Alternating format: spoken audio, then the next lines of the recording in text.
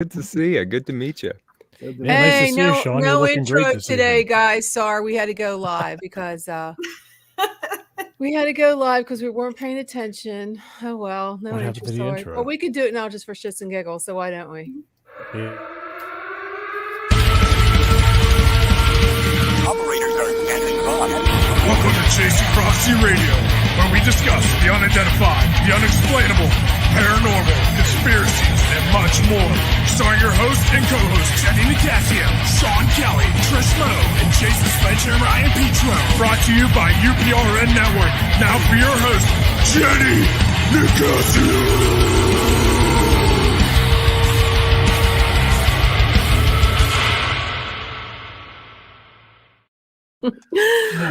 Good evening and welcome to Chasing back. Prophecy on the UPRN FM 105.3 in New Orleans, where we discuss everything and beyond the scope of normal. I'm Jenny Nicasio, along with my co-host Sean Kelly, Jason Ryan Petro, and the fabulous Trish Mose. And well, I forgot to say the Vampire Slayer Kelly. Okay. Remember to Sean, like did us you fix your on camera? YouTube. You know Follow what? us. They don't listen to what I'm talking, guys. I'm the Oh my vampire God, hunter. Torture Tuesday, here we come. Oh my Yep. God, Torture just Tuesday, shoot me down, welcome. get it over with. Well, we have an interesting evening for you tonight, but before we get started, this episode is sponsored by Seriously, What the Frick? A true crime podcast where a mix of true crime and comedy comes to light. Every Friday, Daphne, one of the most unserious people on the planet, will take you on a serious case of conspiracies will make you say, seriously, what the frick? Daphne has a talent of making even her darkest stories lighthearted, but without being disrespectful.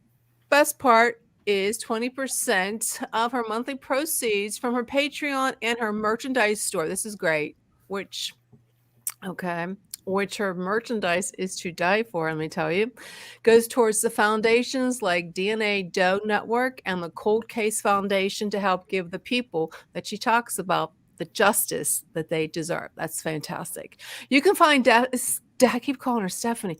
Daphne's podcast, Seriously, What the Frick? Anywhere you listen to podcasts, and check it out. And thanks again to Seriously, What the Frick, for sponsoring this episode. And you can find her link on our website and on our Facebook page, and it'll be on our bio too at the end of the show. Okay. Let me tell you. Before we have to make sure we're on our stations because we've been having problems with people finding us. Okay, so I think we have 7 comments so far, but those we're are on us. Facebook. And we're on Facebook It's and YouTube. YouTube and Yep. Facebook. Okay, cool. Okay, that's good. Last week we weren't on anything, so because we're having one of those rememberable shows that kind of gets messed up, and we had a lot of complaints about it, guys. So I want to tell you that. So we got to get on the ball. We might have to designate people, like Trish does one thing, Jason does another thing, Sean does another thing. But before we want to delve into our guest tonight, Brad Kelly is our guest, and he's in. Brad. I do believe Hey, how he's you there. He's a sci-fi writer behind the novel of House of Sleep, co-host of the podcast Art of Darkness, which I checked out, featuring biological profiles of artists with a focus on the dark side of creativity, which I find fascinating. So if you ever watch movies or novels and like what goes into these guys' mind, so we're going to find out, because I know myself, I'm a writer like Brad. I'm switching over to a more scarier genre. I think I'm going to go into the horror aspects of it because there's a dark side to all of us, especially us creative people. So, and we'll make you think about when you read a book or watch a movie, it'll make you think a little bit what went into that. So anyways, we're also going to talk about the tarot with Brad, and we're going to talk, like I said, the dark side of creativity. And the author, he's doing an ongoing series of what did you say that was, Brad? I was a little explications and interpretations of the tarot. Yeah. So it's interesting. So Brad, welcome to Chasing Prophecy. Thank you for having me, guys. This is awesome. I'm having fun already, and I haven't even. Yeah, So firstly, I have a question right off the bat. Yeah. Is there any relation between Brad Kelly and Sean Kelly? Because they both have the same haircuts, they have the same last name. Yeah, he looks like he could be my uncle or something, right? Ah, Yeah, I don't know. Not that there's a lot of Kellys You can't around. even see him right so. now. But We can't see him right now. He's hiding. He does that all the I got a time. He glimpse. hides. But your picture doesn't do you justice, Brad. Oh, well, You're gonna have thank you. to updo it because it didn't. You look in there. You look a lot older in that picture. Oh, do I? Yeah. Yeah. So Jeez, you're Jenny. young, so Take you it need to update that. Damn, I'm Tim. aging in reverse. No, you're taking it the I wrong appreciate way. that. That's very nice. Your picture No, looks a little bit stern, a little bit older, and Yeah, I you're gotta much get younger, people- I much gotta get more people to- handsome than the picture. Okay. Well, thank you. I got to get people to take me seriously, though. Well, yeah, you looks very, very, Life's very, too short for that. very Yeah. eccentric writer. Yeah. Okay, so let's go into. Okay, so you write. Tell us a little bit what you write and why did you get into this genre? And do you have that darkness behind your writing too? Yeah, well, that's a good question, right? Yeah. So I started out writing like very, I would say, realistic kind of gritty stuff, and have just moved into stranger and darker territory. House of Sleep is, it's a novel about a cult up on a plateau in which people are sort of remembering their dreams as though they happened yesterday. It's got a charismatic guru cult leader who's drawing these people to the House of Sleep for nefarious purposes. And so there's a bit of a psychological thriller. There's a little bit of reality kind of falling apart, that sort of thing. So it gets dark, and I think it ends on I wouldn't say it ends on a dark note, but you got to go through some darkness to get there. That's for sure. Yes. Yeah. So how do you, like, when you write, do you to write more dark, we're going into the dark, like even dark comedies, how do you get there? I mean, do you have a dark side that you manifest? Yeah, that's a good question. I mean, yes and no, right? So I would say yes, I do. I live in Detroit, the Detroit area, and though you don't have to go too far to see sort of the rough edge of life, though I'm not saying I necessarily occupy that. I've been fortunate, but I would say that I've got a little bit of a dark side. I think a lot of people who are driven to spend a lot of time in a room by themselves creating something, you gotta have a little bit of discomfort almost fitting into the world. I would say a little bit of sensitivity, a little bit of anxiety, maybe those sorts of things. So yeah, I would say that I do, and I've always been drawn to sort of the horror genre a little bit. House of Sleep I wouldn't call horror, though there maybe is a moment in there or two that kind of qualify. But yeah, I think most people, I don't want to speak for everybody, but all of the artists that I know, even the friendliest, happiest, bubbliest of us, often have something, some story from their past, some relationship with a parent, some terrible thing that happened. So I've got that, I suppose, as much as the next person, for sure. Yeah, that transfers over to music as well. Yeah, absolutely. I'm a musician, and being in and out of bands and dealing with songwriters, and I'm more of the musical side of it. I'm not so much a songwriter lyrically, but I've started dabbling into it. But from dealing with everybody, when you dabble into that dark side is where some of the best just stuff comes from, the best material you could create. And it's crazy to think about that. Yeah, well, there has to be a balance. Yeah, it's hard to find a balance, because when you get into that, I mean, seriously, Jason, you even know when you write music, and Brad, when you get into this mode, you focus, and it's hard to get out of it, and you you want a balance, and it's hard to do sometimes, because once you start writing or thinking about stuff, it's hard to get out of that, and it can carry on into your business, and it's hard to separate. Yeah, and for writing, sometimes you've got to just get into a headspace for the purposes of a plot, right? It's like, okay, this terrible thing is about to happen in this book, so I'm going to spend a couple of hours thinking in detail about, you know, the worst thing that ever happened to somebody, right? Because it's the scene in this book. And then you're done for the day and you close the laptop and it's like, oh, I'm just going to go, you know, I'm supposed to go have a normal relationship or a normal conversation with somebody. There can be a sort of a jarring thing there for sure. It's kind of hard. Yeah. But Trish, why don't you give your insight into this, because you're a psychic intuitive, but you're also an artist.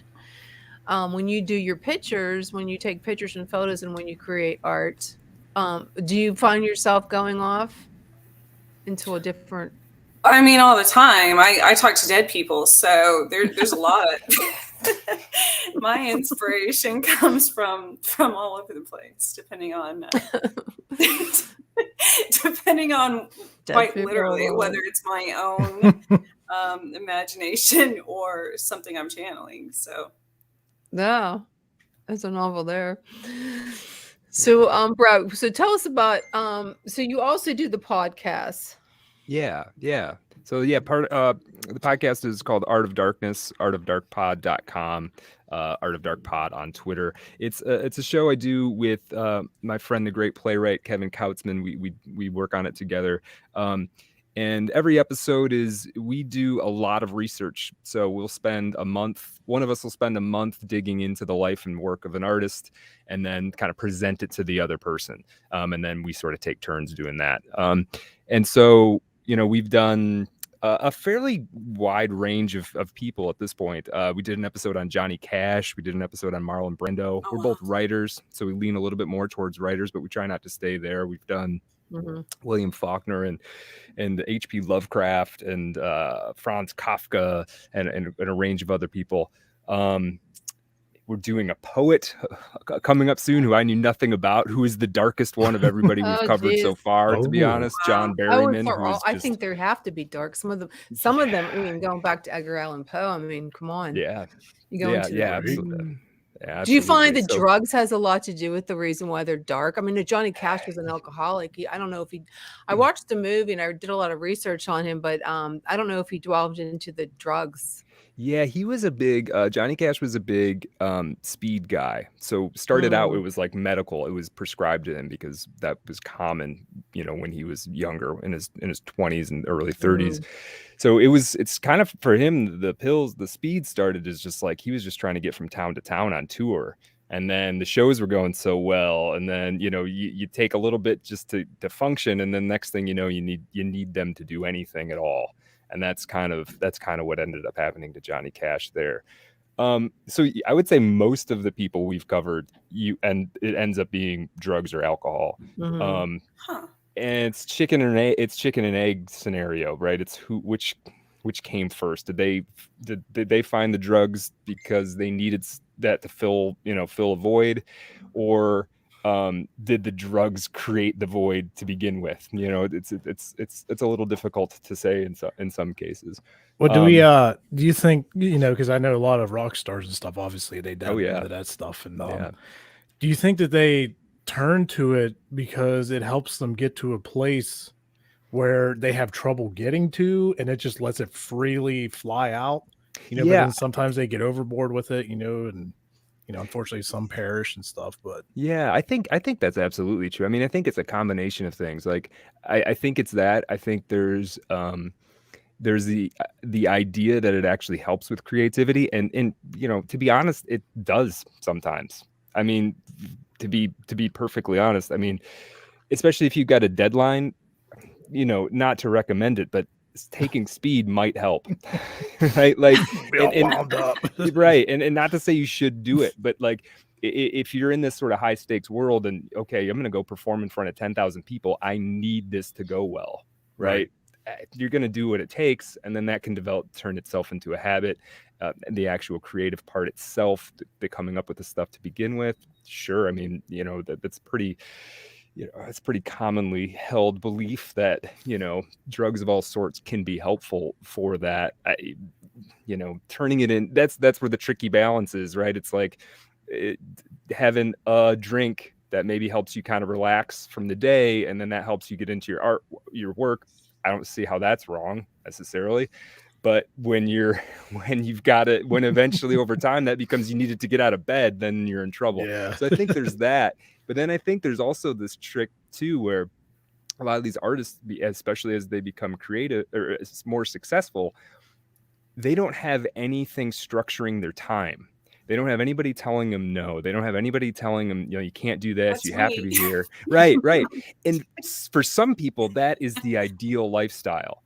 And maybe for all of us it is, but for some people can't handle that. There's no, why can't I get drunk? You still have to have structure. Otherwise, exactly. You start like 50 projects and that's my problem. Don't, because I have ADHD too. And I know, tons of artists, obviously, and we have all these things going on. So you do still have to have I was going to ask you if you are familiar with, it's been around for maybe 15, 20 years. There's a lot of organizations. I personally work with a few and am getting more into it on prison art as therapy and prison artists. And I was wondering if you've ever interviewed anyone like that or kind of gotten into, because it's interesting. They have so many different styles, and some of them donate, some of them make money off of it that goes towards restitution and stuff like that. Right. But nobody's really gotten into kind of the stories behind them and how they got to that. Yeah. We haven't delved into anybody on the show, but I really do want to cover some people who've spent, like artists that are reasonably well known who've spent some significant time in prison. I did teach creative writing in the penal institution in Texas for about a year. Yeah. It's fascinating. A very wide range of talent for sure. Some people who were very impressive and everybody was trying their best, but some people, they never even sat down to write a sentence, to be honest, so it was very much a learning curve for them. But you can certainly see the therapeutic, these guys, some of these guys were just writing stuff. They were writing a story, but it was clearly them figuring out how they got to where they were, and I felt like that was, nobody'd really ever asked them that, I don't think, like on a person to person basis. And you could definitely see that coming through their work. And, all of those guys, there was, if you go into a jail or a prison, the people are there for all different reasons. There's people who are a little touched by evil, to be honest. Then there are people who are just screw ups, and not even casting aspersions on them. They just can't get it together, right? Can't resist temptation, made bad decisions, just had poor luck, did the same thing as 1,000 other people, and they were the ones that got caught. But yeah, that's a fascinating aspect of it. The guy we're covering soon, this poet John Berryman, American poet, he got locked up a couple of times for short-term things, but he was like teaching at Harvard at the same time, and he got drunk and disorderly charges for crapping on his landlord's front porch. Like he just, on the one hand he was, he was a Shakespeare scholar and a Pulitzer-winning poet, and on the other hand, he get a couple too many whiskeys in him, and you had no idea what he was going to do. So it takes all kinds, I guess. So tell us about your the other work you're doing with the tarot, because this is a paranormal radio show and we talk about the tarot all the time. Yeah, I love it. Yeah, so I've been reading and studying tarot for, it's been quite a while now, 7 or 8 years, I suppose. And I don't do readings in any, like, I do readings for a lot of friends. I haven't tried to turn that into any kind of event thing. It's sort of an intimate, a friend that wants to talk about something, or a friend of a friend, that sort of thing. But I've been reading about it and really thinking about the tarot for a long time. And as a writer, I'm very interested in metaphor. Excuse me. And so it made sense to me at some point, like, I'm really trying to figure out these cards. What's the best thing for me? Well, I think by writing. So it was like, I'm going to take each card and I'm going to write 2 or 3 pages. I'm going to do some research. I'm going to bring a little personal anecdote into it. I'm going to, maybe research something that doesn't have anything to do with the tarot, but seems like it fits into this interpretation of this card, and just try to show a slightly different take on it. Not contradicting. Every card has as many interpretations as there are tarot readers, it feels like. So not to contradict anything or say this is what the card means, but maybe just a slightly different angle on any individual card. So that's been really cool, and a lot of people really seem to like it. I get a lot of feedback on that, like, oh, that really resonated with me. And my favorite is when it's somebody who doesn't know anything about the tarot, never even considered thinking about it, and reads one of those and like, that was pretty meaningful. Thank you. so That's a so really that's pretty interesting cool. way that you're doing that, writing down each. Yeah, I think that things like that would actually help you learn how to use the tarot, because I know it takes time. Well, I think people get stuck on what the literal, like the original Rider-Waite tarot. People get so fixated, especially when they're learning, or even if they want to go to a reader, I think they assume that they have to know what all of these mean, and all of these things, and the literal definition of each card, historically, and that's not.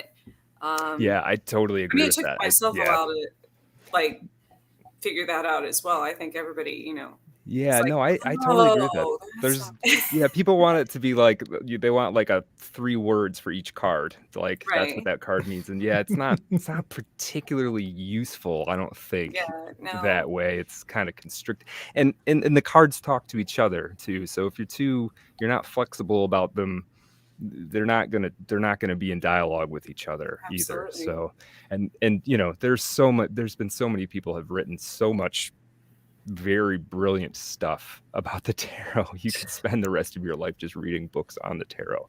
So that's pretty cool. You can check that. That's on my website. I'm supposed to promote myself. Brad Kelly-esque. That's Brad KELLYESQUE.com. So you don't do any reading, like readings? No, just what she's saying is she wants a tarot reading. No, thank you, Jay. Thank you, Jay. I would totally do one. That's cool. Yeah, I give readings to people. I just don't turn it into. Here we go. Jenny definitely wants a reading. Trust me. Definitely can read our mind waves. Does Jenny want a reading, Mr. Yes. Oh, put the that's a flea market 8-ball. Cool. Just, I'm trying to find. So Brad Kelly, what was the rest of that? I'm sorry. ESQ. ESQ. Okay. UE. So bad. I want to come in there and there's a tarot tab on there. I think I've done like 13 cards at this point. What's your favorite spread? I sort of do like a modified Celtic cross without the traditional Celtic cross has the big bar of them on the right. Yeah. I've realized when I was giving people readings, they start getting like people don't have that kind of attention span anymore. Yeah. So I had to like trim it down and get rid of that. We're all like goldfish. Yeah, exactly. More than like 3 cards, and you're 3 cards are the best. Yeah, people start checking their text messages by the time you get there, so you got to like kind of cut it short. So I just do the sort of the middle of the Celtic cross. So what is that? 6 cards, I guess. 6. Yeah. I'll do a 3 card for some people sometimes too. Yeah. Have you ever, when you've done a reading for somebody, by not knowing what the definition of the card is, but what you actually felt when you pulled the card off the deck, have you ever done something like that? Yeah, certainly. Especially like early on, I would. So early on when I was studying tarot, I was a single dude, and I learned that it was a really good way to talk to girls at the bar. I've never thought about that. It's true, Trish. It wasn't the bald head. No, that doesn't help at all. I think so. But so like, I never tried to read cards for anybody until I felt sort of reasonably confident that I could do it.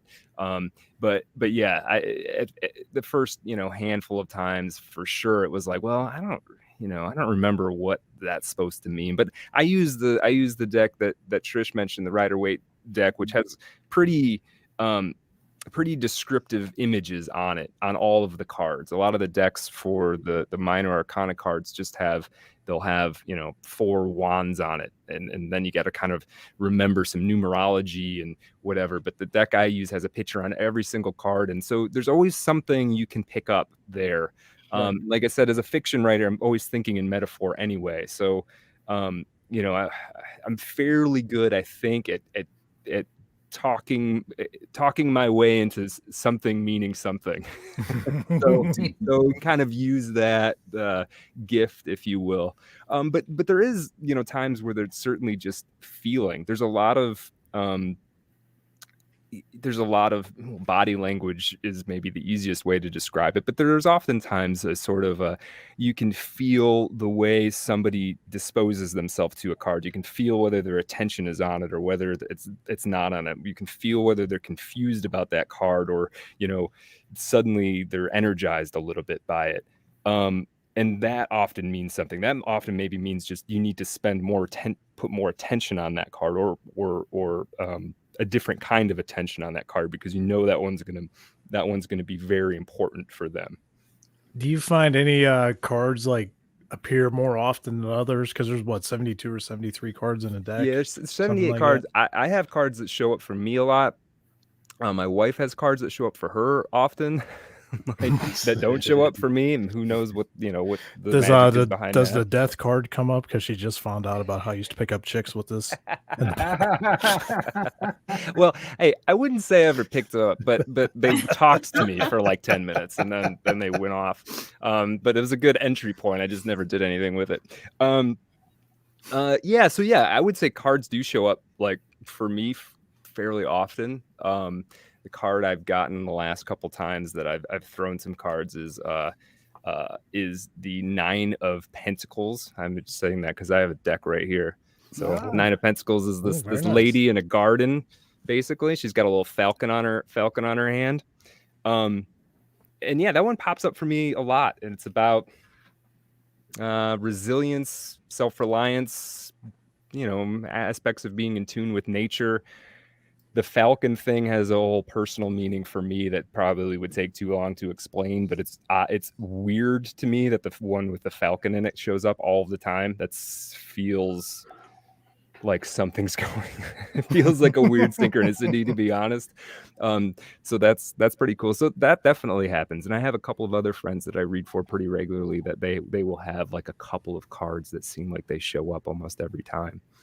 Do you ever have like tarot showing up, because it started happening to me in your reality? Like, look, I was just walking my car the other day, and there was literally a playing card, a 2 of hearts, right by my tire. Yeah. And I'm like, or like a king of something, or I'll be driving and see like a semi truck that says night on it, like KNI, and a number. I'm like, so my entire life's like, No, that definitely happens. And it feels like you're kind of looking for it for sure, but it definitely pops up. There's the moon card, which meant a lot to me for a while, and still does, but resonated with a phase I was in with my life. The moon card has these 2 big towers in the back. And there's been a couple of times where I've like been having a moment and walked out into an area and been like had 2 towers of some kind, or something that looked like 2 chimneys or whatever, and just sort of thought, whoa, something. Power moment. Yeah, exactly. And then you start thinking about what that card means, and yeah, it's pretty it does get into your life and into your psyche for sure. Can it get too overwhelming? Like, do you find yourself getting like sucked into it, and you're like, oh my god, this, that, and the other? Not so much. I mean, to a certain extent. It's funny, I was talking to somebody about this one time who is a very traditionally religious person, and it was like he straightforward asked me, he was like, but don't you feel like you're inviting a demon into your life?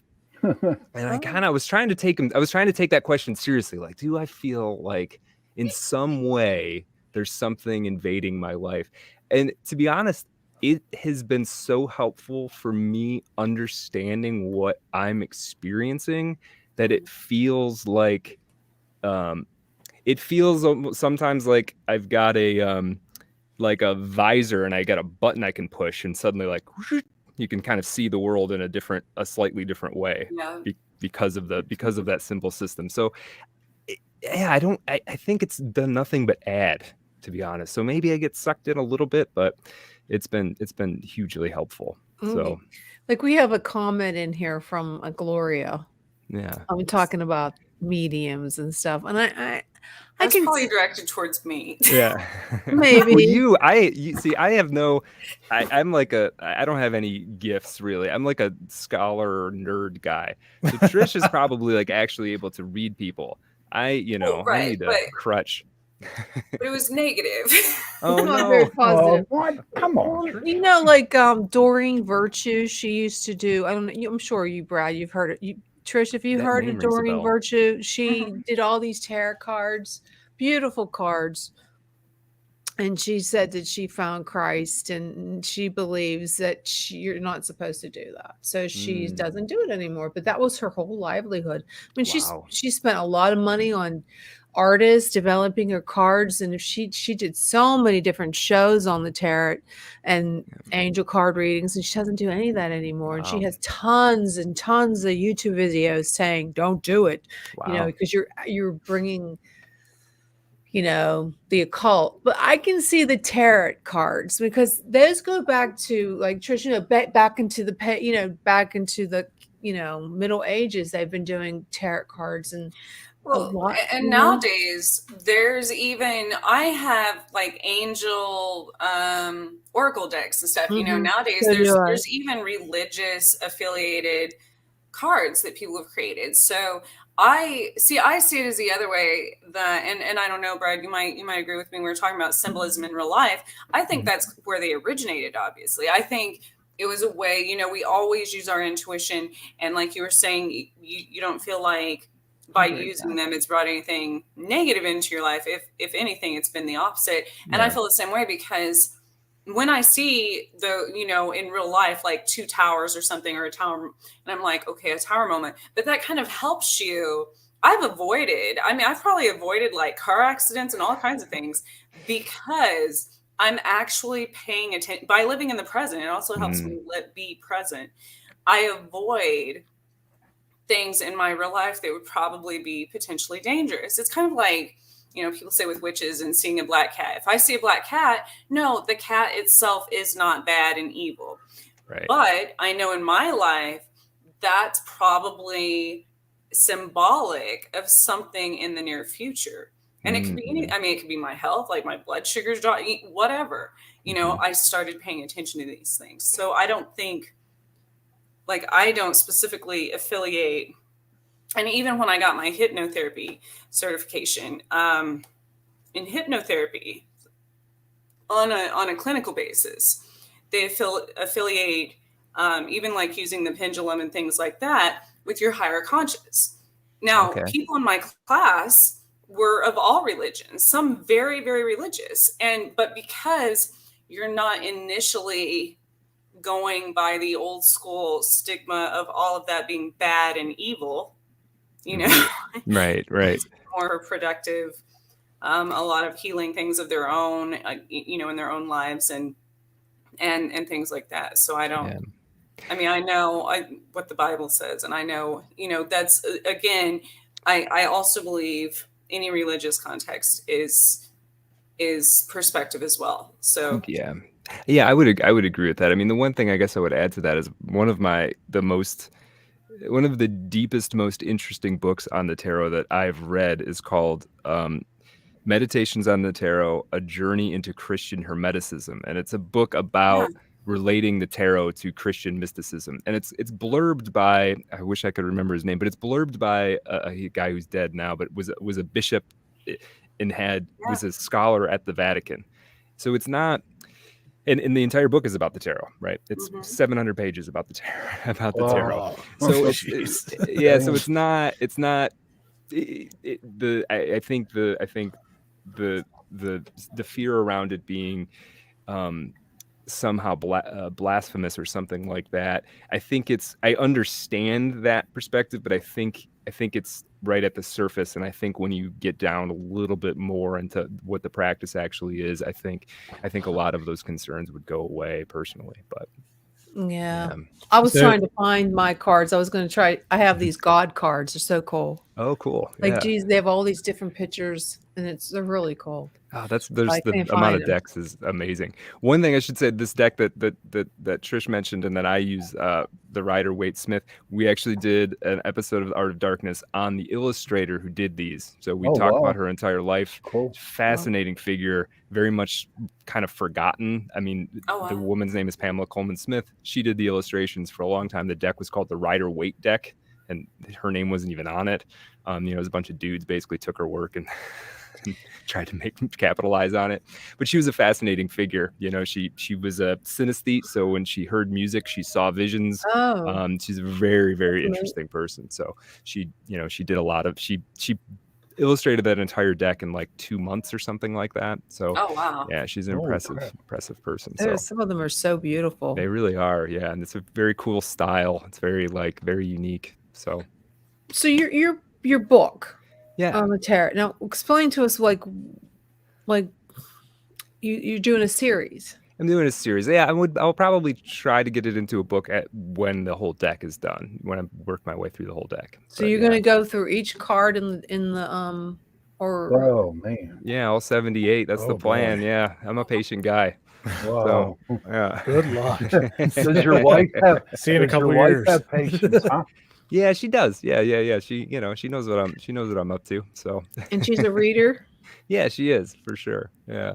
So she likes. So how she come you likes my don't do stuff. a side gig? How come you don't? What's your Do- reasoning for not? read tarot cards? One, I'm kind of too busy. I mean, I might still. Yeah, I'm open to that for sure. One thing is that I kind of just started it as a personal thing, and then started doing it for. I don't even want to say for fun, but as a way to. The one thing about tarot is if you get reasonably good at reading cards, you can go from "Hey, how are you doing?" to the deepest conversation you've ever had in about 2 minutes. So Takes a lot of it's energy. it does. A Yeah, lot of it'll energy. tap you out for sure. But so it became this kind of cool thing. You're sitting down with your friend and you're like, all of a sudden you guys are talking about like core stuff about their being and the Mhm. way that they, and it's a little bit exhilarating, Welcome honestly. to the dark side. Yeah. Sometimes you have to go there, right? Sometimes you have to go there. So yeah, I mean, at some point, This is it why has never people made don't sense like for me to read them for people. And Now you need to do that with people and have notebooks, pens, and instruments laying around. yeah, for There'll be sure. all Yeah, you kinds of turn it stuff into coming out. something. Yeah. Absolutely. Well, and I integrate into my creative process too. So the novel writing is kind of my first thing. I will do tarot spreads for characters to figure out Oh, all right, that is what really. is their deal? I Where are like they that. going? Where have they been? That's And cool. it actually I adds should do that. it adds a Hmm. dimension to them almost immediately. So Did you Yeah. do it? It's a way to unblock sometimes a lot of the creative processes, or Yeah. even if you're trying to make. I know a lot of people, including myself, use it occasionally for say you're trying to decide on 2 different houses to buy, or any major decision like that. Yeah. In your book, Brad, right? Did you for the cult leader? Yeah. Did you lay a spread out for him? Yeah. Did you?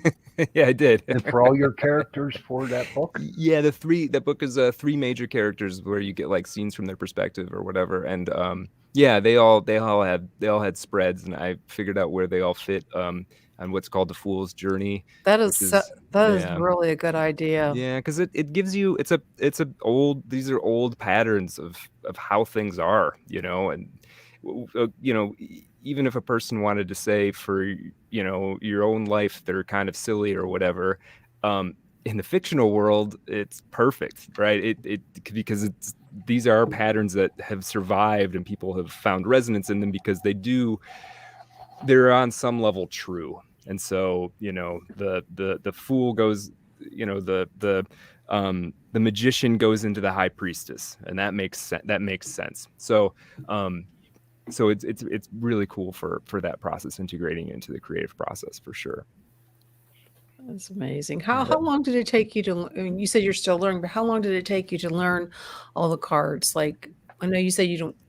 Yeah. To like do a spread, to like confidently do a spread for somebody. Yeah. I would say when I started getting into it, I was reading about the cards and looking at the cards like every day for half an hour, Mhm. hour, for probably about 6 months Really?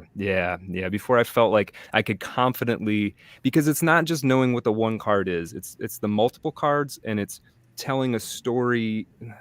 Maybe that's not the right way to put it, but presenting it to the person you're reading for, where all of the cards are talking to each other. So it's not just the individual cards, but it's understanding what to take from each one to make them work together, and you're weaving a tapestry that might be meaningful to this person.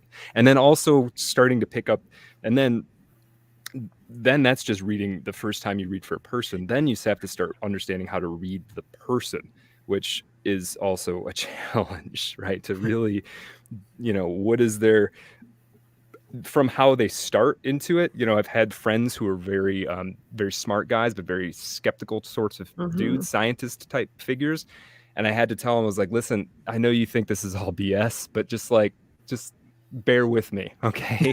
you gotta try. You have to try too. This isn't me trying to prove something to you. Sit down, let's go through this. And those people have all universally sort of gotten something out of it at the very least. So Nice. yeah. That's good. That's good. Cool idea. A lot of people, I like your energy, Brad. I appreciate it, man. I like doing this, and I'm so glad you guys invited me on. So this is really cool. So a lot of people that I've run into, over the years, they always say, like, you don't want to mess with tarot, you don't want to mess with an Ouija board, and a lot of That's what people, I I mean. think, like kind of categorize them together. Mhm. What's your opinions on, what's your opinion on that? Just so people. Yeah, I don't. Ouija board I haven't really messed with since I was a kid. I don't know Oh, what to boy. make of it. Yeah. Trish That'll bring probably you some knows demons. much more about that than me.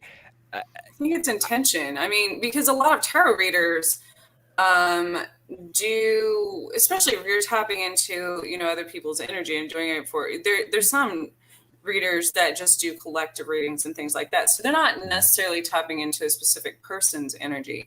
When you're doing it for a specific person, you're tapping into their energy.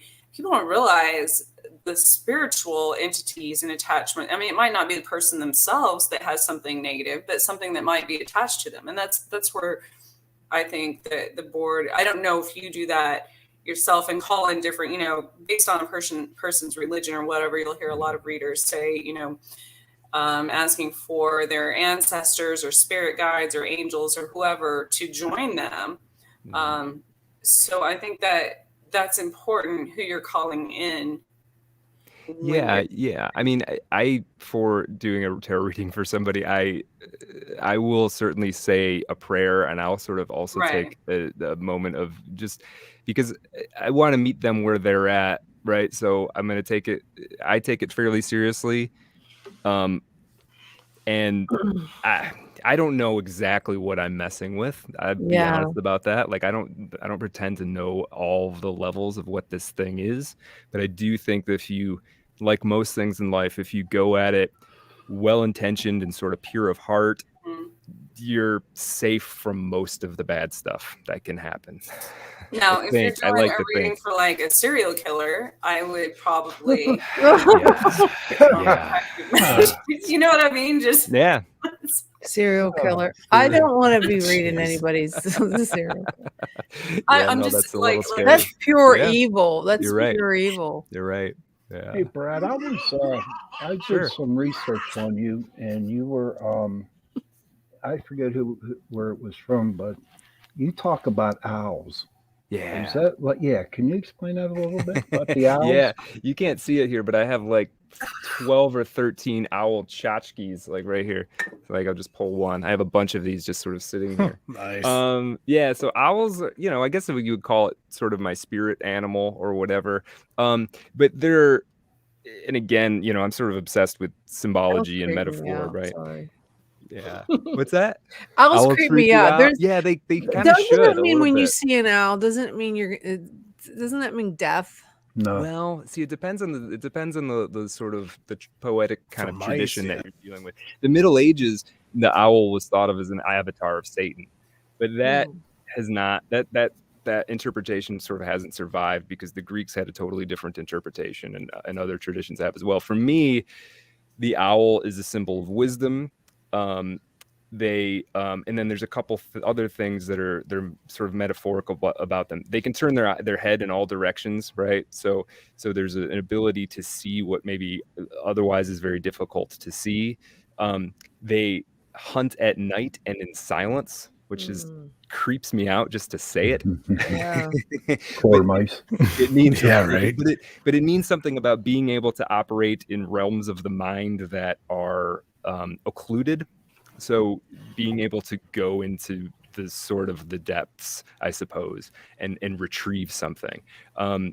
So they mean something to me in that regard, and I've had a lot of dreams about them. Really? So yeah, they just show up in my When you dreams. hear, I had thought it was like when you hear an owl, that means someone's going to die. See, I've never heard that particular one, but there are certainly, always there are a lot of, they're always a creature that has like mystified and terrified people forever. Most, Yeah. Did they ever most, figure out how many most licks people it that- takes to get to the center of a Tootsie Man, Pop? that was coming. No, but that owl's the one to ask. They would know if anybody. A lot of abductees dream of owls. Yes. Those are the main Yeah. No, ones. that's really good. I was going to bring that up too. You're totally right. I think there's That's an why they entire scare book me. about this. But, Owls are Yeah. neat. They can like turn their head all the way around. It's freaky. They Well, I have can't. a statue Well, outside that does that, but it's supposed to scare away the big supposed birds to from wear the eating crows and toys. things. Yeah. Yeah. Yeah. We got a lot of turkey vultures and hawks around here. Yeah, so they're just fascinating animals. I relate to them, and it's funny. My co-host on artofdarkpod.com is his name is Kevin Kautzman, and I didn't know this for a long time, but that translates to Owl Man. Oh, wow. And I had an owl thing like before I met him, so it's kind of like we have like some kind of astral fate to meet each other and be friends. So that's kind of cool too. That's amazing stuff. Have you ever thought about doing your own tarot? Like doing the artwork? Reading. Everything? Oh, doing the artwork. I'm not really enough of an artist probably to do that. I've definitely thought about maybe trying to collaborate with somebody. Mhm. But then I started collecting decks, and I've got 12 or 15 decks now, and there's so many of them. I feel like I'm the kind of person, I don't like to, and maybe this is a lack of confidence or something. I don't really like to delve into something unless I feel like I'm going to be really good at it. Mm. And I'm a little overwhelmed by trying to do a tarot deck. It's taken me so long to be able to write a novel that I'm afraid I don't have enough lifetimes to master that craft too.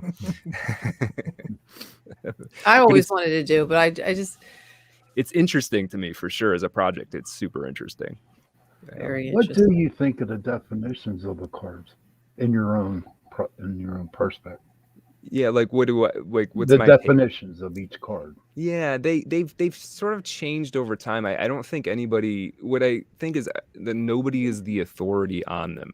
So they've all been, they've been interpreted over and over and over again by some very learned and intelligent people, some very empathic people, and I think what ends up happening is like a lot of these things, a lot of sort of symbol systems, is you just pile interpretations on one after the other, and over time what resonates will stay and what doesn't will get washed away. And so what we're left with now is this corpus of books and interpretations. You can take whichever ones make sense, not take whatever other ones don't make sense. And I think ultimately anybody who delves into this is going to come up with their own sort of dictionary of meanings. And I think that is actually, I used to be a little bit hesitant about coming up doing that, but as I spend more time with it, I feel like that's the destiny of anybody who's going to read tarot, take it seriously and really dive into it, is you're going to come up and it's going to be not entirely your own. It's going to be pulled from different sources and different times you read, and you're like, whoa, I really saw that happen in this reading, and now that's a permanent part of that card for me.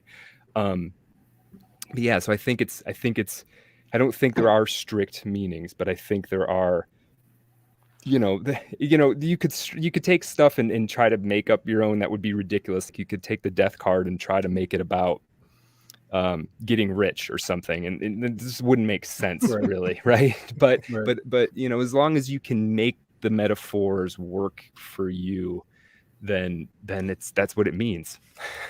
Awesome. Yeah. Absolutely. Yeah. Makes I me think, want I to think read. haunted houses work a lot like that too. You get all these people coming from all over the world, and there's been tons of different perspectives and historical findings, and you have layers and layers of history and people's energy in there and stuff. And it always comes down to kind of collective findings from all of it. Yeah. This is one of the reasons I like to use the Rider-Waite, and this is nothing against other cards. Part of the reason I like to use it is because it's been probably used by the most people. And so there's something Universal. about that by itself. Like every time I look at a card, it's like millions of people have looked at this card and tried to figure it out. And there's something about the energy of that I think is in it somehow. So yeah. What book do you use? Do you use a book, or do you just follow the definitions in the book at the cards? that come with it? Yeah. My favorite. There's sort of 3 levels. So if somebody were just trying to like get started, learntarot.com is amazing. They're pretty straightforward. It's all there. It's all easy to kind of navigate through. And then for me, the big one is, and it's sort of the next maybe level up, is Rachel Pollack's 78 Degrees of Wisdom. Is a great one. 70 Degrees of Wisdom. 78 Degrees of Wisdom. Yeah. So 78 cards, 78 degrees.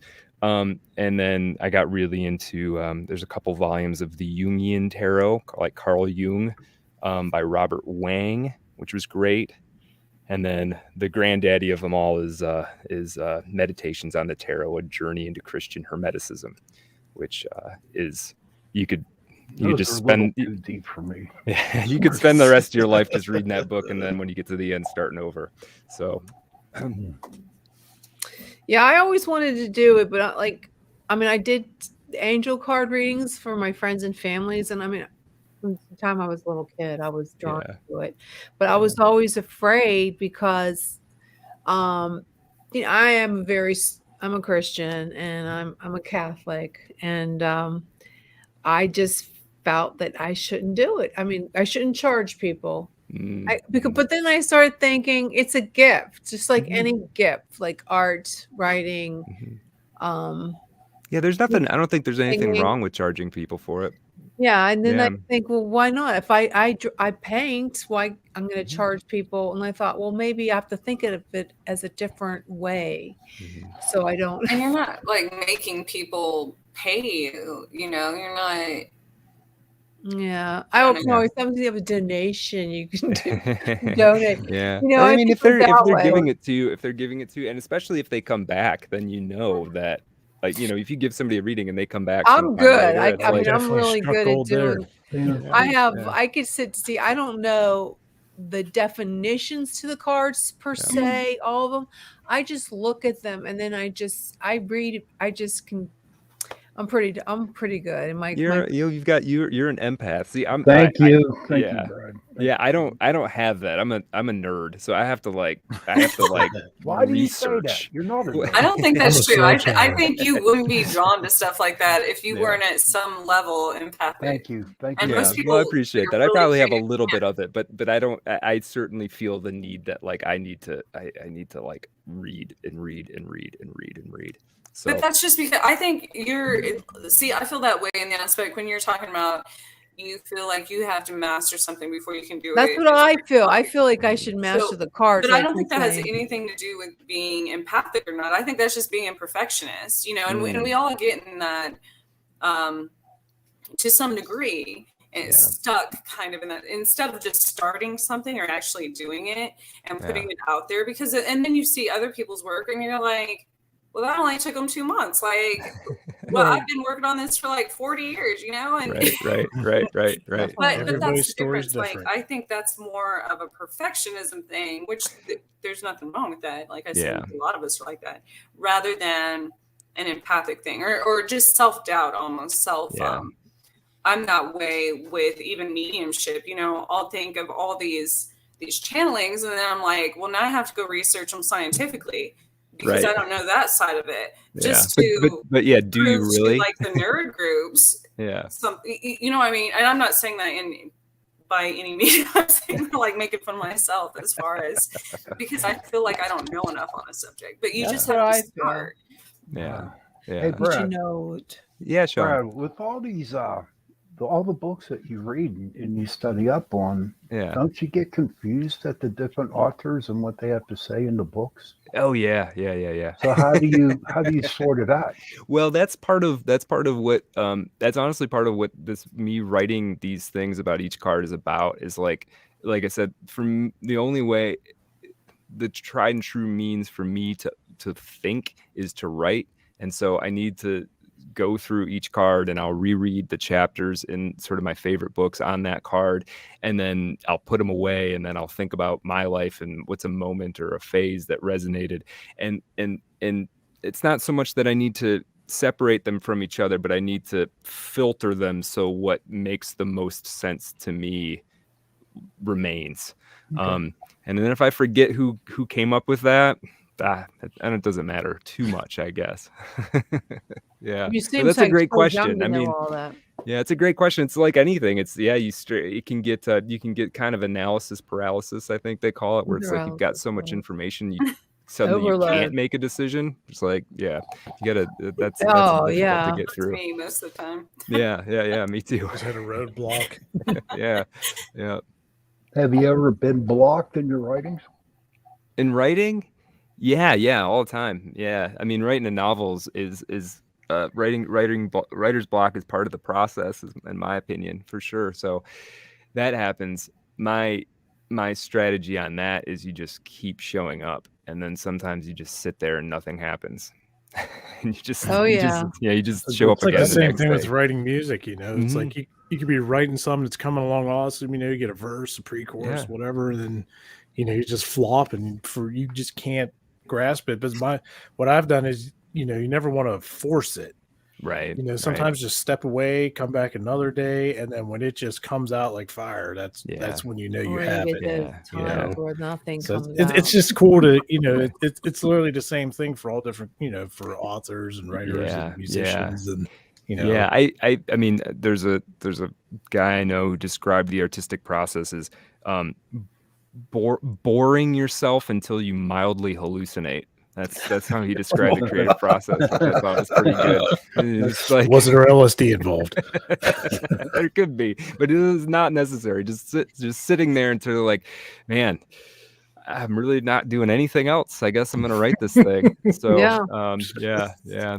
Or you want to do so many different things. You want to do this, you want to do that, you want to do this. Yeah. And you can't focus on which one to do. Yeah, that's a challenge too, for sure. And the novel has taught, writing a novel as a craft has taught me so much about patience that it's been worth it for that almost by itself. Do you write an outline, or do you by the seat of your pants? It's a little bit of both. I mean, I kind of know where it's generally going to end up, but I'll write 15 drafts of a chapter, so things change for sure. So you do it chapter by chapter, or do you finish the novel and then do the drafts? Yeah, I write it like a third of the way, and then I go back to the beginning, and then halfway, and then back to the beginning. I've never finished 2/3 of the way, and then it takes James a long time. Patterson has the longest outlines I've ever seen in my life. I took his master class. I was like, my God.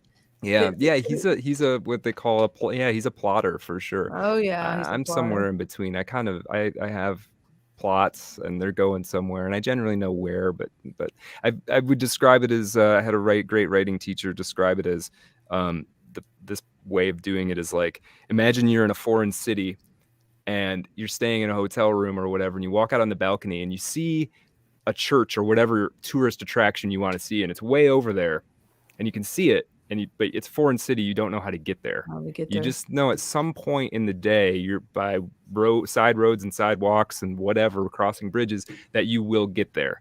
That is kind of how I would describe it. That's Like I cool. know ultimately where it ends up. Yeah, I know the ending before I know how to get there. Yeah, Like, yeah, how am I yeah, gonna for get sure. there? For sure. So a Well, lot of it's it's just like figuring that the out. laws of attraction. You know, you focus on your end goal, and you kind of, or with anything, Mhm. with writing stuff, I kind of, especially sci-fi stuff, I initially did it like a crime scene, you know, Mm. because I was a criminal justice, and so you start at the end where the Mhm. crime was, and you work your way out, you know, and that's how I always all my English teachers and stuff always suggested that. Oh, that's a great way, because it's like there's only so many ways to get to where you're at right now that makes sense, right? And so Yeah. you take those step back, and then from there, there's Good only so many ways advice. that make sense to get here. So Well, yeah, Brad, where can we find you at? And for Yeah. our audience, Sure. Yeah. listeners. My website's Brad Kelly-esque. That's KELLYESQUE.com. I'm really active on Twitter for Twitter folks at Brad Kelly. It's just my name. Podcast is artofdarkpod.com. We're having new episodes every week or two.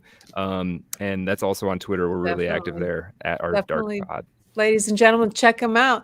Thanks for joining us tonight, Brad. Yeah. Thanks, Brad. Pleasure. Thanks, Yeah, Brad. thanks for having me. This Enjoyed it. was so Good. much fun. I really appreciate You it. have a great Yeah. one. Have a Yeah, good be one. good. Thank you. Fascinating. I Yes, loved it. very much. Very Yeah, good. a lot of good information. Yes. Yeah, it's a good information. Well, this hour is sponsored by Carnation, so make sure you check them out. They're delicious. Thank you so much, Carnation, for sponsoring this hour of Chasing Prophecy. And ladies and gentlemen, don't forget to like us on Facebook and follow us on YouTube, because we need your subscriptions. It's good night. We have we're going to do 45 more minutes, and we're going to talk about some interesting things like what's going on out there.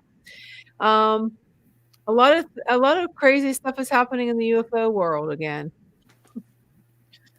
So we're I gonna was reading that. Yeah. did you read that article I sent? Yeah, I read that. Pretty interesting. Okay, which did you read the one about Sherry? Yeah. We talked, yeah, Sherry Hinkle. I got a lot of her information. She helped me when I was doing my third book of my trilogy, Aurora's Curtain, about the underground bases. And she knows a lot about this stuff because she herself has been abducted and taken underground and all other places. But I find her to be fascinating. And I want to read just a little thing that she wrote, because she has a whole bunch of the Doyce papers, Dolce. Deutsche. They're all pronounced. Everybody pronounces Problem Sarge pronounces it some way different than John Venturi. Okay, Ooh. he's running for governor of Pennsylvania. But it's a good topic, and I think it's really neat that she goes into it's called The Hiding the Big Secret by Sherry Hinkle. For over 65 years, this is her own writing, I have been trying to enlighten the world about ETs, UFOs that fly across the sky of Earth, and has become obvious that the military forces of Earth are helpless against these beings. They can fly circles around the military craft. They can do fly circles around any airplane. The military Air Force planes of this world are limited to the fly in linear paths. The UFOs are not limited that way. They can make right angles mid-air, instantly stop, or take off in any direction faster than you can blink your eye. And she says, no, the last line is a hint, so I hope someone pays attention. The higher ranking men and women of the military of Earth know the truth about these beings, and a few of them more mundane citizens of the planet sometimes stumble across the truth while doing UFO studies. When we do find the truth, we just stop and wonder why the rest of the world hasn't found it too. I believe it's because no one can believe anything so basic can be so real. The truth is fantastic and beyond belief, but real. Think beyond the normal limits of fantasy. Consider a game of what if. Note another clue. Think fantasy, think fantastic. And do not be afraid to think beyond the mundane. People assume the answer is the sky outside the borders of Earth's atmosphere. Think again. It's closer, much closer. NASA is not interested in space, my friend, or haven't you noticed that yet? Think. So we're going back. I believe she's saying it's right here, it's in the ground, it's under the earth, it's in the ocean, it's on Earth. What do you guys think? I believe I totally agree with you on that. Up here in Johnstown, PA, I have friends up there, and they live out in the woods. And every now and then they see like 3 or 4 unmarked trucks drive up this road. There's a pipeline up in that area up there.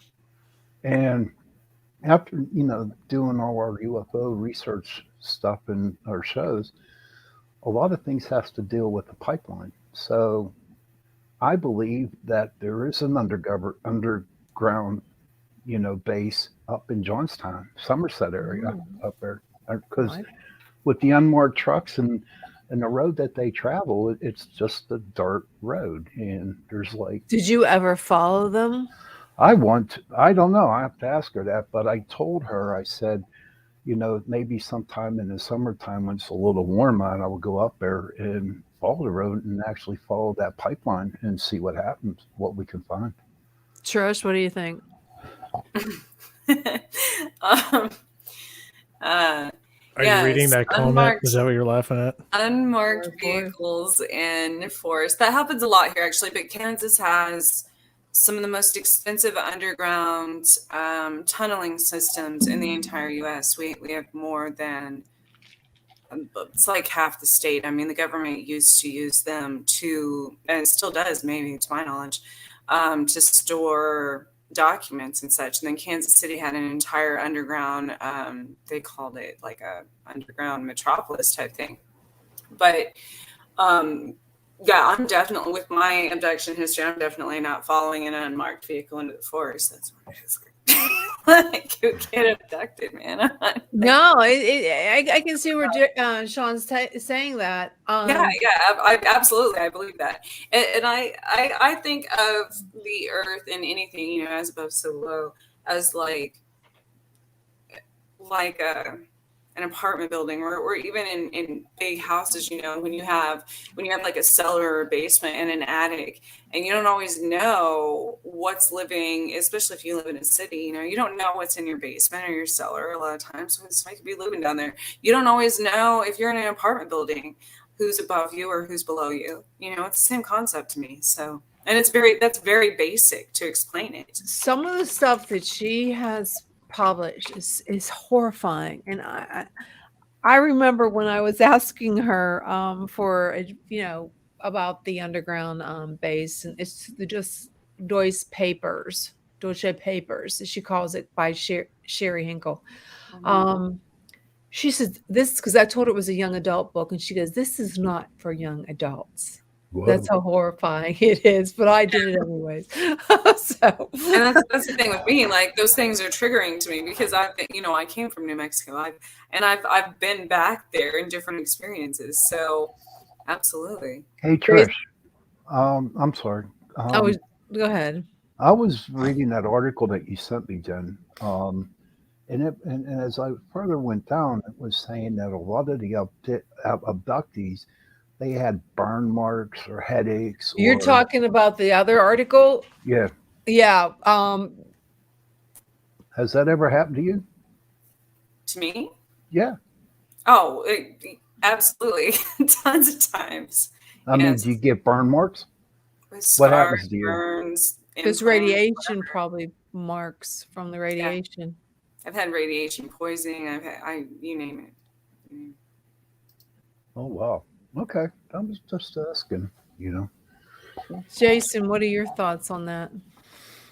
Oh, well, with all the accounts of, people talking about the underground tunnels and in the oceans, I believe it's highly possible that there's UFOs that we just don't know where they're at, from all the sightings and everything. But what do you guys think about it? It seems a lot of more than often than not, they're coming out of the ocean waters rather than, Yeah. a lot of people see Yeah, them that's what coming she's out of the saying. A lot of ocean. it's going into So the are ocean.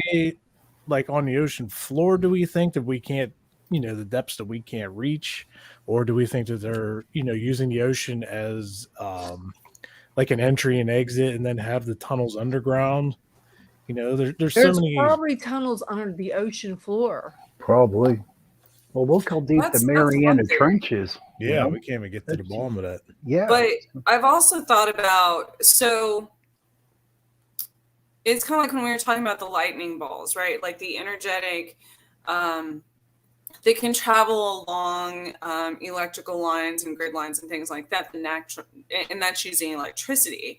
And so to me, I'm like, well, yes, absolutely, there could be underground under the ocean, but what if they're using the water as an element to assist in their travel? Kind of like an interdimensional thing, I guess. I don't know how to explain that, but because water has been depicted in every religion, every culture, and every is almost a living thing to an extent. There's, when you think of it in that aspect. So what if they're using that as kind of an aid in helping them travel? True. And that's just their entry and exit points, like you said. But I also read too that water it's like a refueling thing for them, that they draw a lot of energy from the water, which gives them a lot more strength or a lot more power to go up in the air, I've seen that, and lightning also. You okay, Jen? No, there's a comment. Can't help herself. Reading these comments. We have a comment. It says, my dog fell asleep next to me and was farting right in my face while I was having a sleep paralysis episode. It went on for 4 hours. I couldn't move and was fully aware. Jesus, Lord help us. Lord have That is a mercy on crappy my soul. situation. Yeah. Who was that? Hopefully, hopefully they didn't end up with pink eye out of that. Oh my God. I don't know. But yeah, no, I think they draw water. They draw the energy from the UFOs. The water gives them more energy.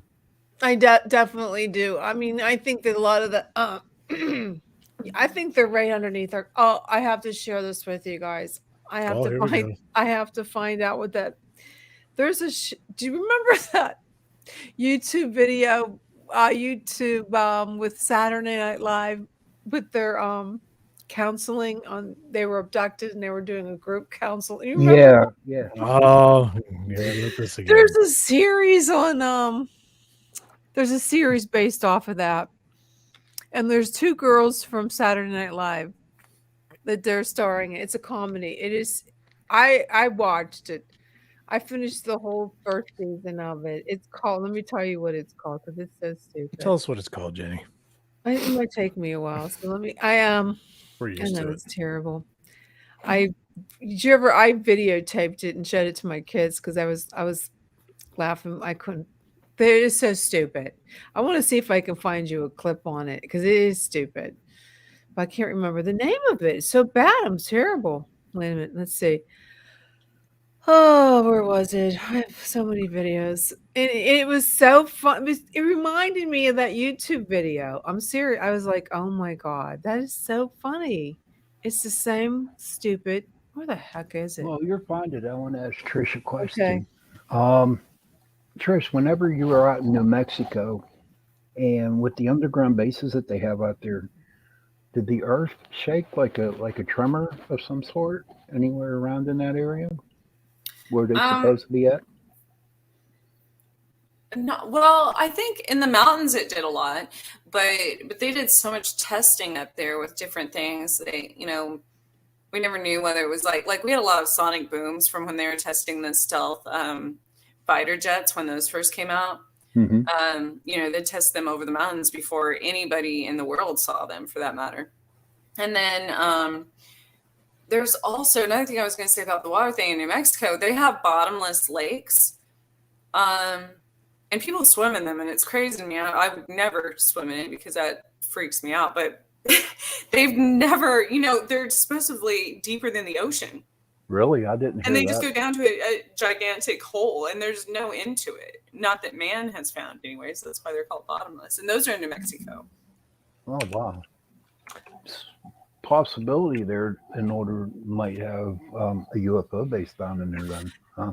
And then I've always thought that in that specific area, and then of course, you always hear about things in Central America as well, like in Mexico. And do you all think that it has something to do with being close to the equator? Because that axis, we always talk about the different ley lines and parallels, but New Mexico and Arizona, where there's been tons of sightings and the Phoenix lights and all that, and then right across on the Mexican border and south of that, do you think it has to do with the equator as well? I think so. Like when I was in the Navy, I spent 3 years out at sea, and crossed the equator 3 times. So I believe that. I mean, Maybe Did there's the some water sort go of, like, down the drain the opposite magnetic- direction, Sean? oh, dude, I'm telling you, no. When you cross the equator, there is something that really messes with your body when you do cross it. I mean, literally. I found the YouTube promo. Oh, of it. Jenny's excited. We're in trouble now. It's called People of Earth. Okay, this is a share, so you can make fun of me. Are you ready? Can you see that? Yeah. Oh, here we go. Sure, on. The feed is on. Everyone can see us.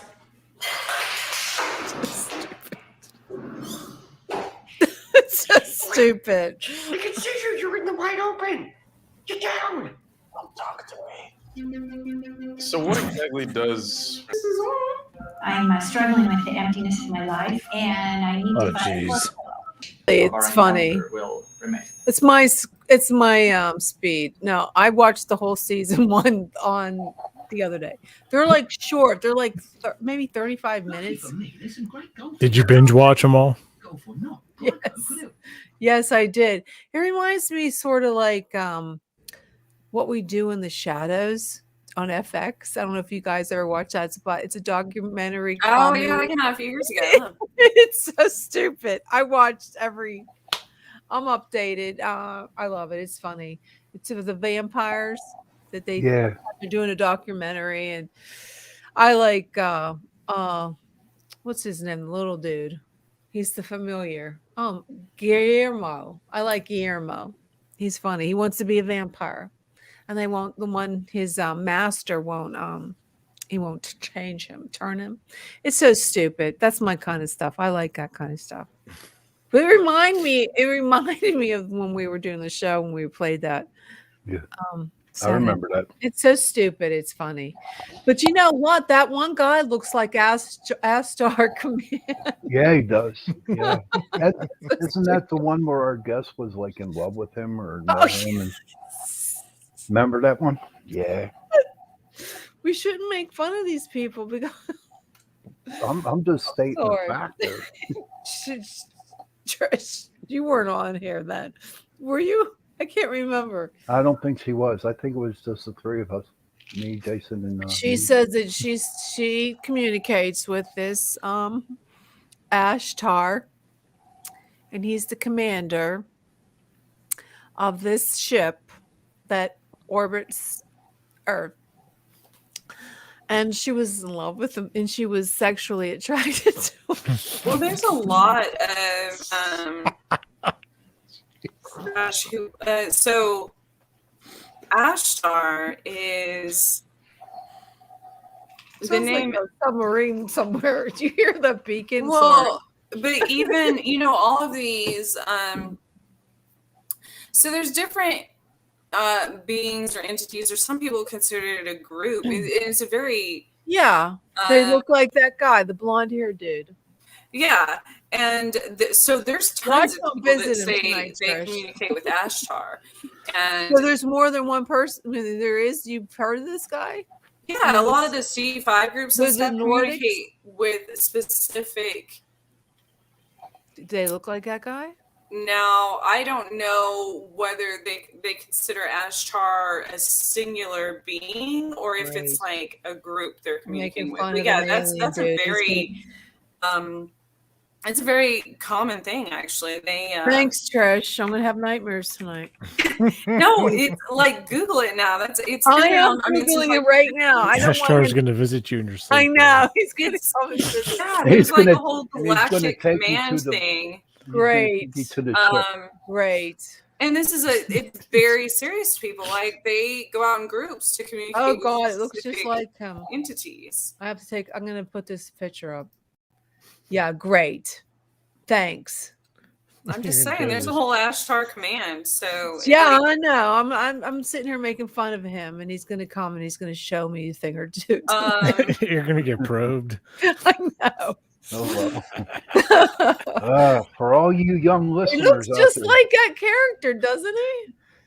yeah. That And looks then like, there's, what's his name out of Ghostbusters? The paint Right. on the wall. What was it? Vigor or something. Oh my gosh, they named this homeschool platform Ashtar.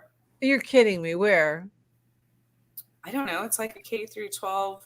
It's a school.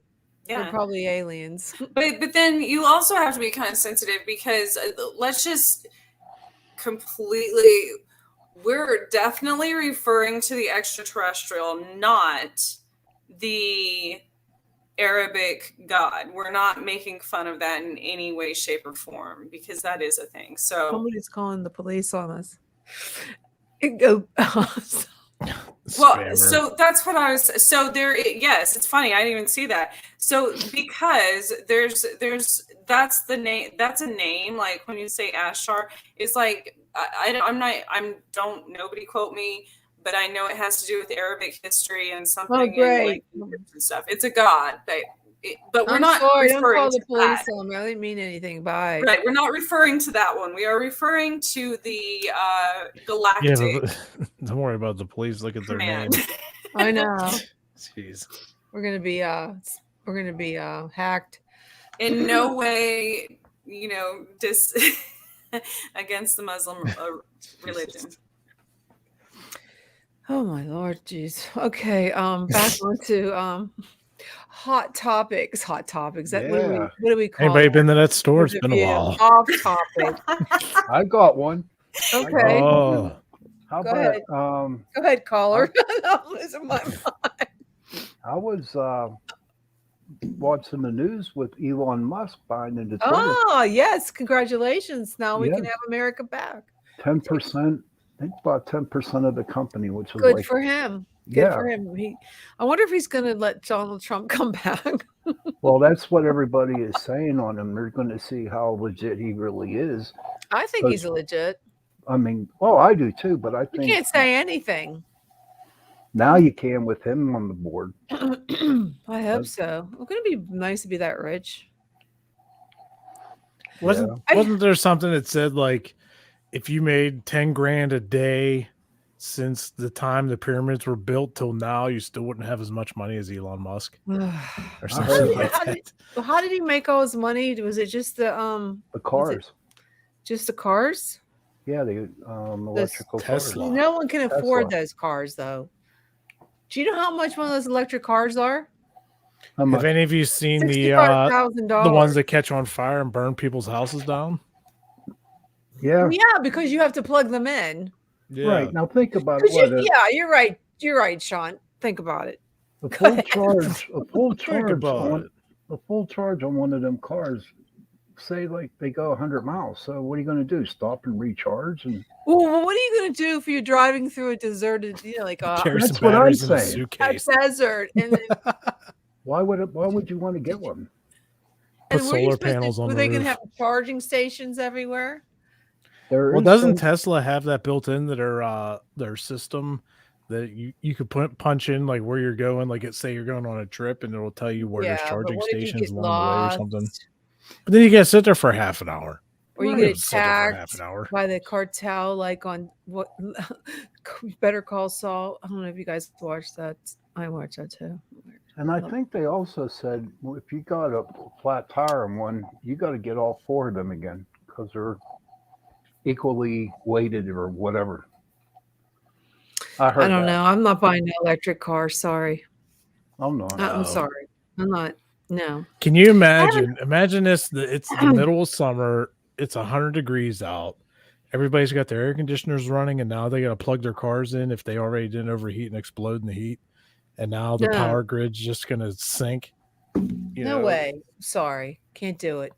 I'm sorry. I can't do we're it. not built for that yet. I won't No. do it. I can't do it. I don't, for God's sake. Okay, moving on to okay, the X-Files Pentagon released another 1,500 pages. That's what you were talking about before, Sean, right? Yeah. Secret documents about shadowy UFOs. Okay, so we have all this stuff from the Defense Intelligence Agency. Okay, so why aren't they? I know what like Sherry says with her hair. So what's the point of even showing this? And this one looks really scary. Okay. Well, see, the only problem I have with that, it comes from the Sun magazine. And isn't that a Well, tabloid? no, sometimes it is a tabloid, but no, because this is true. They've been talking about this for National Esquire.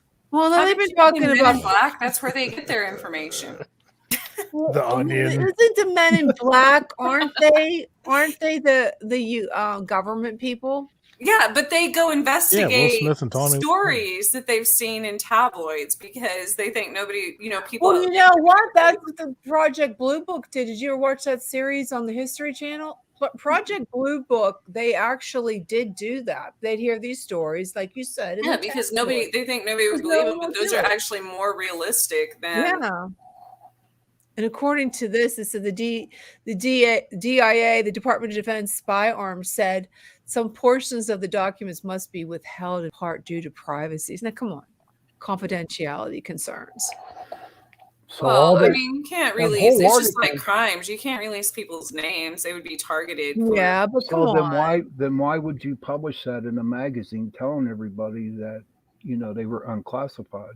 And then you Well, read it. according to they said that they discussed it with the Barack Obama and Bill Clinton, but didn't they talk about didn't Trump say that they told him too that there were alien or UFOs? Yeah, we know they're yeah. UFOs. We've seen the UFO pictures. I want to see more than UFOs because they probably have it. When are they going to release that? Well, Seriously. is that one of the reasons why Trump started Space Force? I think so, but they're okay. Going back to Roswell, okay, and about the Area 51. Is it Area 51? Right. Why do I keep saying Area 54? What's the hell is that? I keep feeling that Area 50. Maybe there is an Area 54. Okay. They supposedly had a craft. Okay. Now, what is that whistling sound? You're driving me crazy. Do they still have it? Is it still there? Why hasn't Where? anybody in Area 51? That Oh. one from 1947, the crash. Oh no, they said there never was a crash there. There never was. So if you've ever watched the most recent because the man who investigated that initially passed away in the last few years. And so I want to say his grandson. You're talking about the one that made a phone call to the one that actually Coast to coast transported the material from the crash site to Texas, to Houston or wherever they took it to. He wrote in all of his journals and stuff that and told people later on in life that the material he took to that building, he took the material, dropped it off. He was the one in charge of transporting it. And then all of a sudden they said, okay, wait outside. We'll call you back in. So he left, came back into this office where they had unloaded this part of the crash debris. And he said, what they replaced it with something. And he said, that's not what I brought here. That's not what I transported. And they replaced it with weather balloon debris and said, this is what you brought here. And he swore it wasn't. So that's all. Nobody knows what happens. I don't know. I still think. But why the secrecy? I mean, we know Well, that was back in 47. No, well, seriously. I mean, they think that the human population is going to be so freaked out. I mean, come on. I don't think that's it. I think it's more because we will. It would shed light upon the government involvement with extraterrestrials, and because everyone believes that they've also used extraterrestrial intelligence for advancements in weapons, advancements in experimentation, and it would be crimes against humanity, and that that's something that no one, of course, they wouldn't want to address that. I don't know. I think don't they have an airplane out right now that they're working on where it's actually cloaked, where you can't see it coming? Oh, that's shapeshifters. There's one also that goes past the. Oh my gosh! It can go into almost into orbit, an actual airplane. Yeah.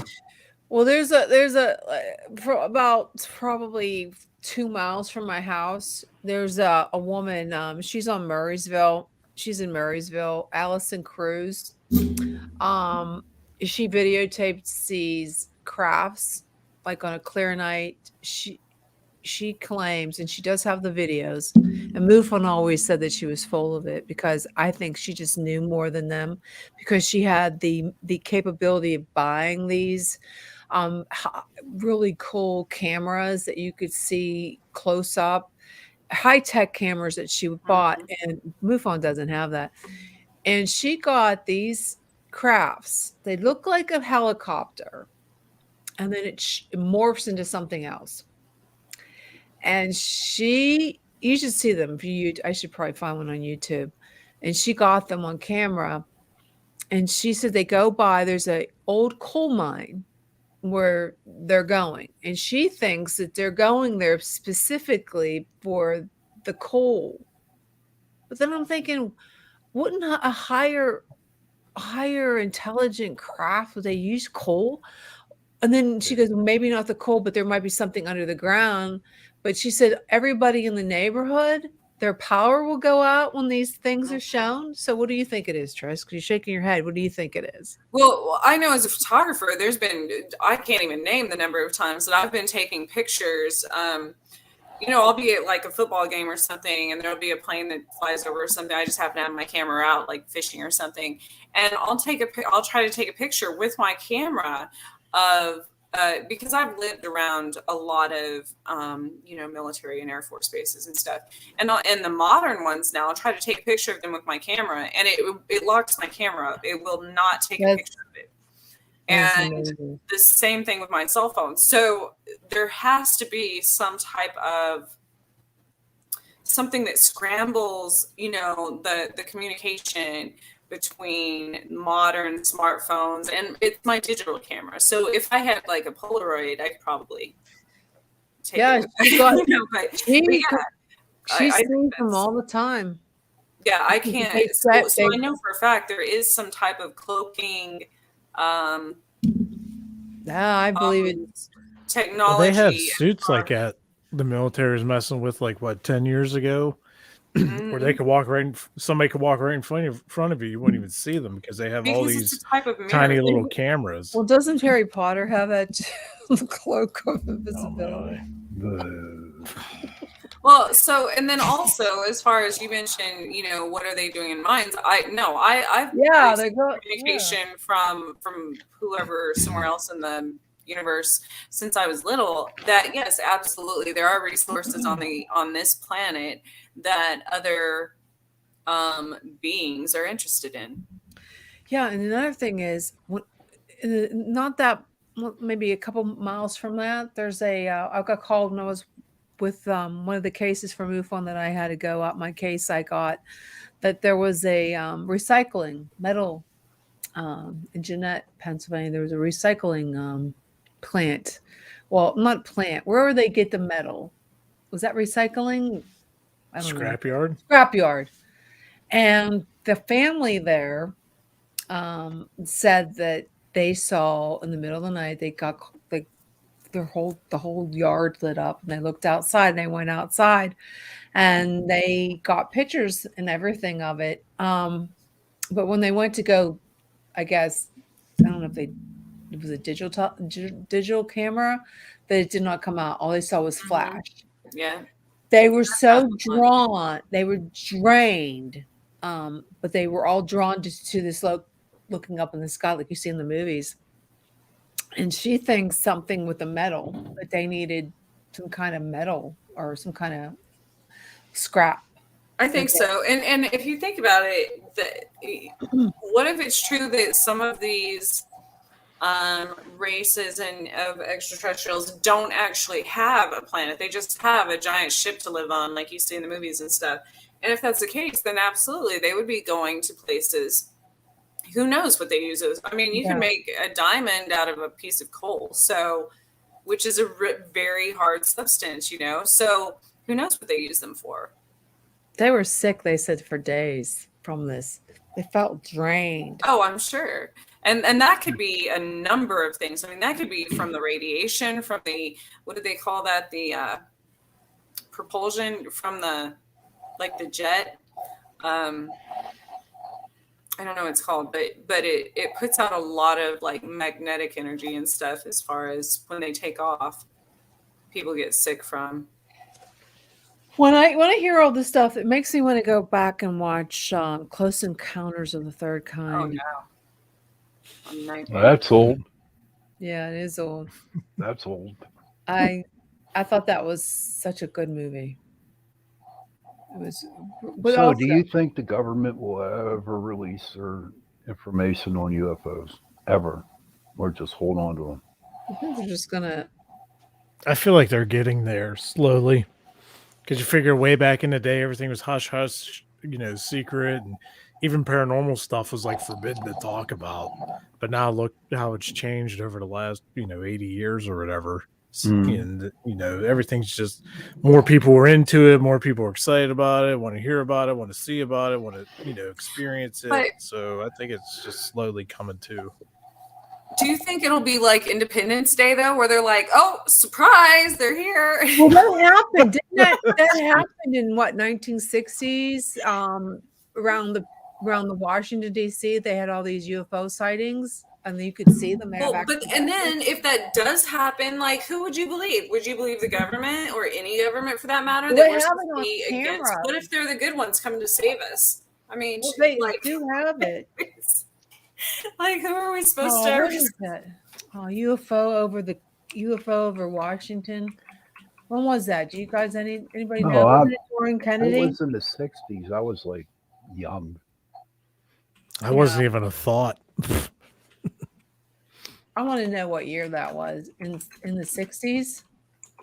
Was it like 64? Wasn't it when Kennedy or Truman? Which one was it? Oh, Truman. Here it is. Kennedy. Here, saucers over DC 60 years ago. Here, let me pull this up before we go home. Before we go home, folks. Where is this? This is. Can you see that? Yeah. Saucers. That's a they. There's actual pictures, but I'm not sure why they have this up. Let me see if I can find the actual pictures. But they actually have real pictures. These are cartoons. It actually happened, and so that could be. But why didn't no one talk about it though? Because, like, if you talked about ghosts at that time or paranormal activity, they but it was think you're a nutcase. It was in the major newspapers. It wasn't just like it was like fly by night thing that someone made up. There was it actually had. I want to see the real pictures. That's what I want. It was over 60 years ago. It was 1952. Ooh, 52. 1952. I wasn't even born.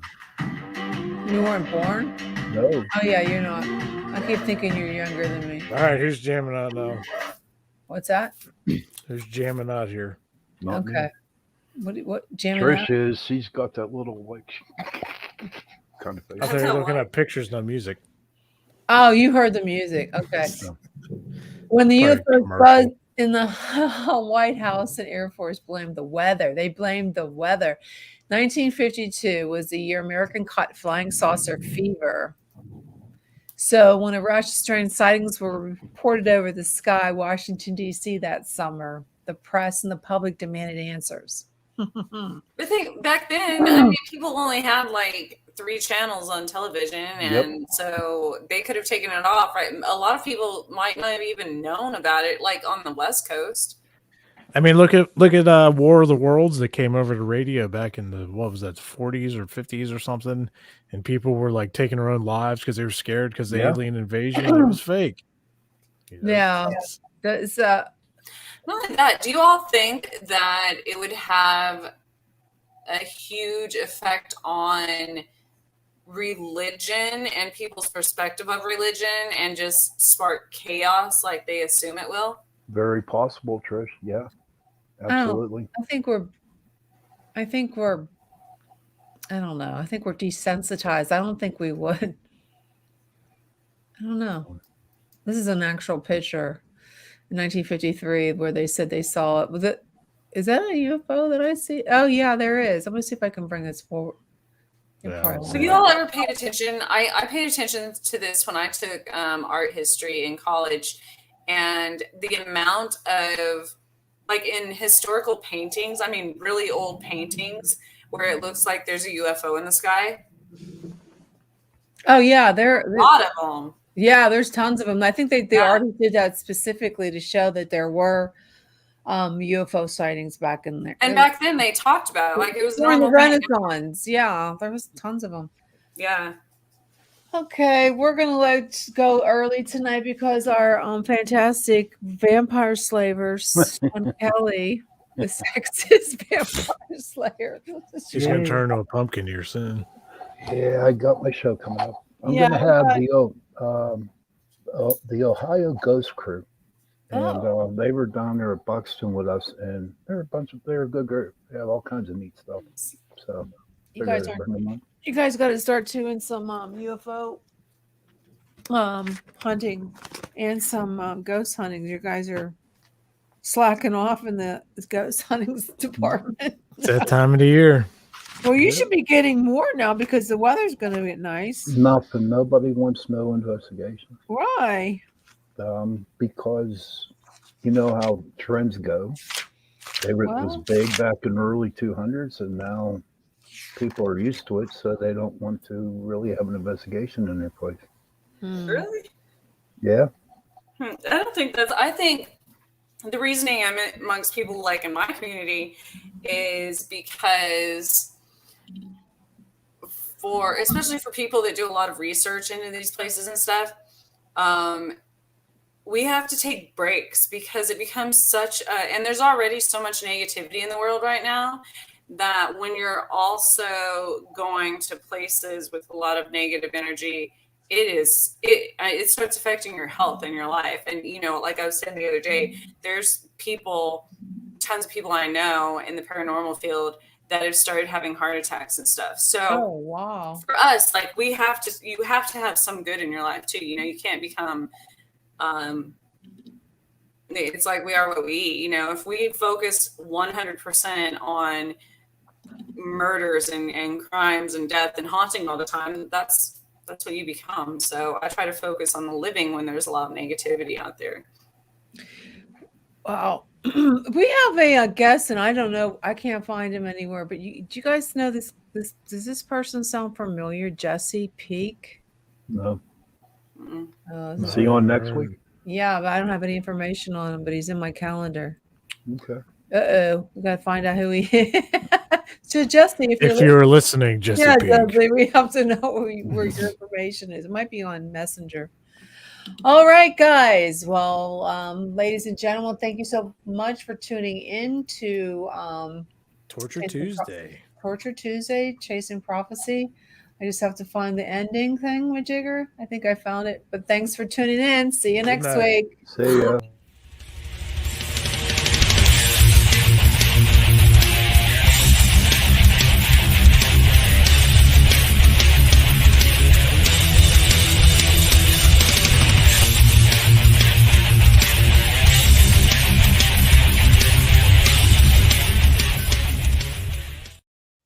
Okay, Hey. guys. Thanks. Trish left. Hey, we're still live. Oh my